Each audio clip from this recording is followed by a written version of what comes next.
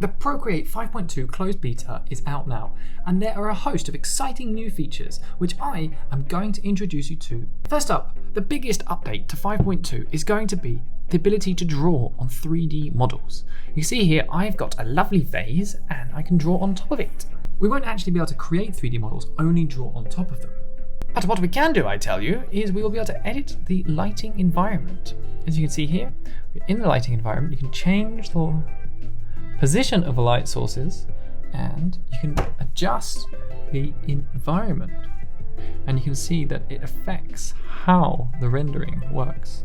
Now, the next cool thing that you've got with the Procreate 3D effect is you can view it in AR. And I'll show you how that works.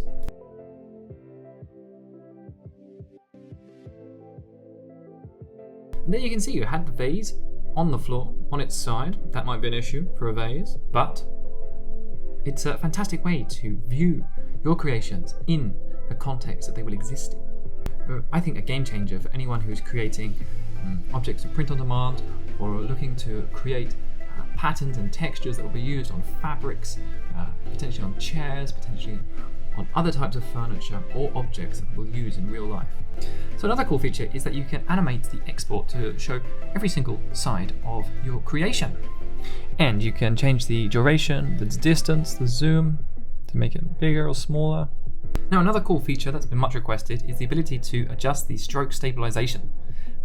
Here you can see in the Brush Studio that in Stabilization you can adjust the amount and this will smooth out your lines, so you can get really smooth lines. It also has a motion filtering effect, which is an accessibility feature for those people who have a disability which counteracts their ability to move their hand in a consistent manner. Another cool feature is you're going to be able to import PDF documents directly into Procreate and edit them page by page. This is great if you've got some documents that you need to sign or fill out and you want to do it by hand. I think it's a fantastic feature. Now, this is a cool little feature that I appreciate. In the brush library, you have a recent folder where it will store the 8 most recent brushes that you've used.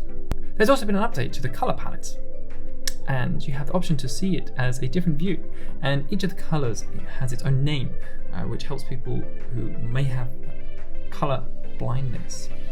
And it also gives you the opportunity to name these with your brand colors. So perhaps you have brand specific colors that you need to be using regularly, you can name these. And some other features that we've got involved too, a host of different language support, including Hindi, Polish and Thai, the ability to use voiceover and feedback sounds, so that when we're moving around, we get different noises depending on the brushes that we're using. And here's a cool little feature that's also involved, is that you can add presets to your brush sizes. So if you want to make sure that you remember what size of brush you were using, you can add a little reminder by tapping on the slider, going to the little plus, and it will save a preset. If you go back to that point, you can also remove it in case you need to do that. Here's a little pumpkin I've been working on because it's Halloween soon.